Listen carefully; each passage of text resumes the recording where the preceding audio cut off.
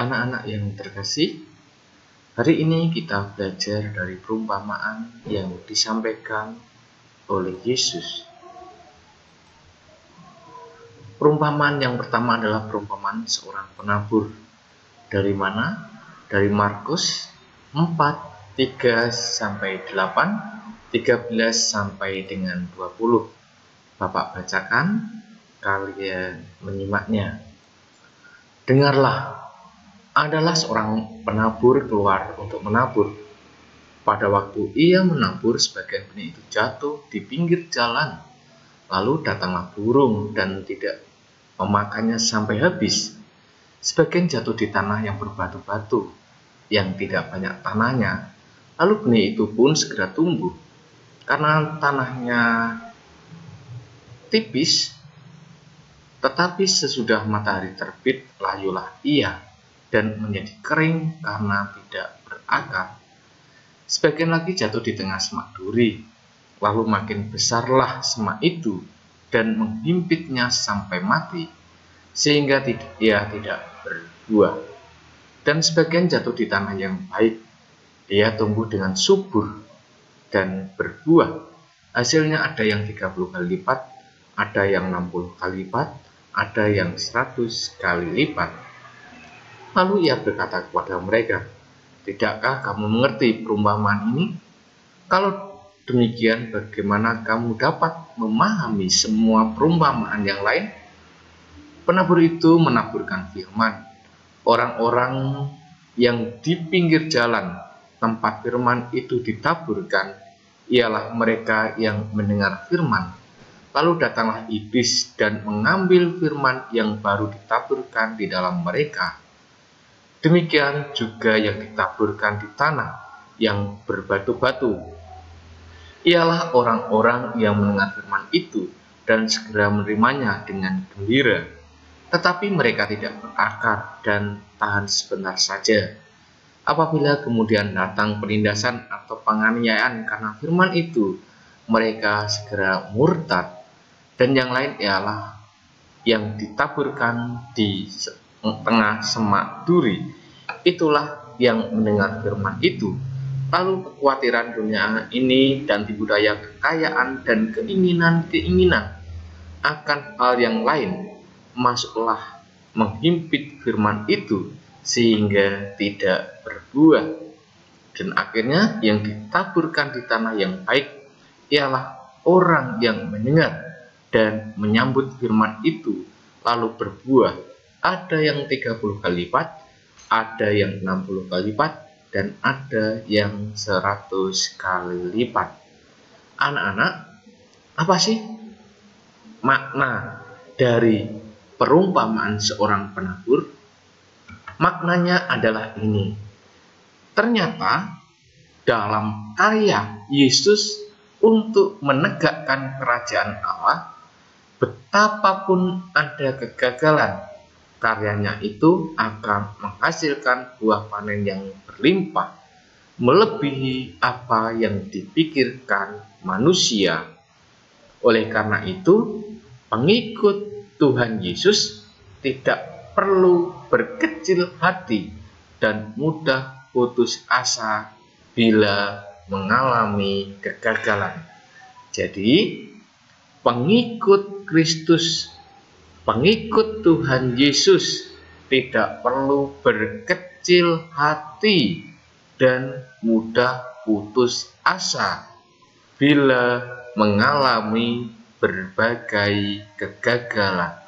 Inilah makna perumpamaan dari seorang penabur.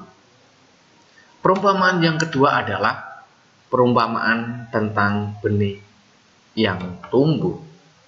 Markus 4, 26 sampai dengan 29. Bapak bacakan, kalian menyimaknya. Lalu kata Yesus, "Beginilah hal kerajaan Allah itu, seumpama orang yang menaburkan benih di tanah, lalu pada malam hari ia tidur, dan pada siang hari ia bangun, dan benih itu mengeluarkan tunas, dan tunas itu makin tinggi. Bagaimana terjadinya tidak diketahui orang itu. Bumi dengan sendirinya mengeluarkan buah, mula-mula tangkainya, lalu bulirnya, kemudian butir-butir yang penuh isinya dalam bulir itu. Apabila buah itu sudah cukup masak, orang itu segera menyambut, sebab musim menuai sudah tiba. Anak-anak, apa maknanya dari perumpamaan tentang benih yang tumbuh? Artinya apa? Kerajaan Allah seumpama benih yang tumbuh, yang sudah ditaburkan, lalu ia akan tumbuh sendiri. Bahkan petani sering tidak mengetahui kapan ia akan bertunas dan kapan akan keluar bunga dan kapan persisnya buah terbentuk. Demikian pula tumbuhnya kerajaan Allah seringkali tidak bisa diamati secara pasti, tergantung sepenuhnya pada Allah, bukan usaha manusia. Bahkan manusia tidak bisa memaksa supaya cepat atau memperlambat pertumbuhan.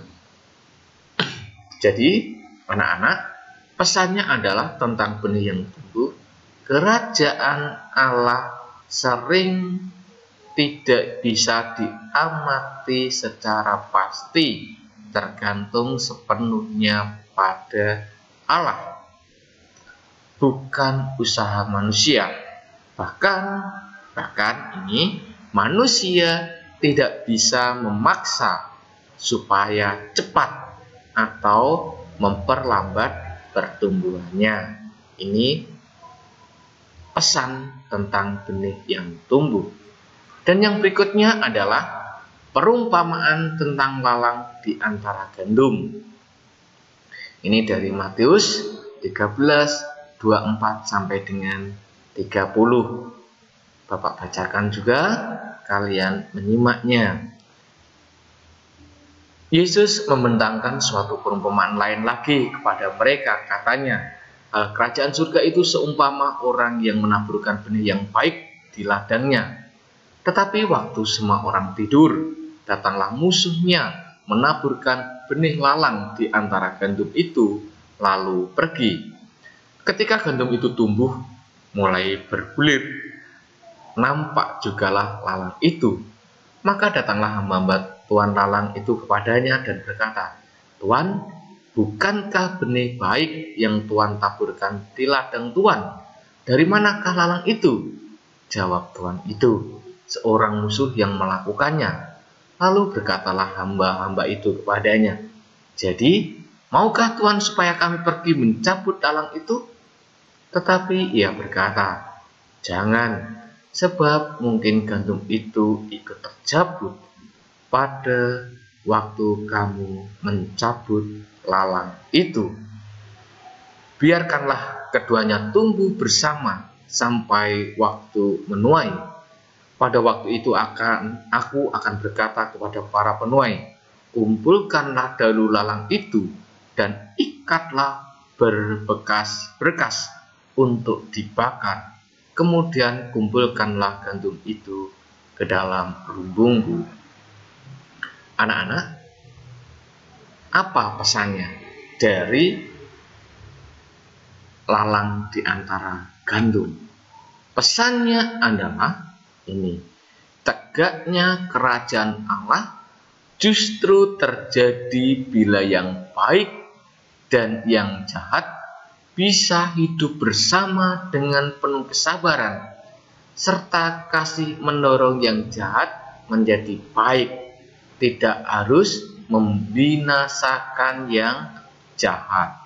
Jadi anak-anak, maknanya adalah tegaknya kerajaan Allah justru terjadi bila yang baik dan yang jahat bisa hidup bersama dan penuh kesabaran serta kasih mendorong yang jahat menjadi baik.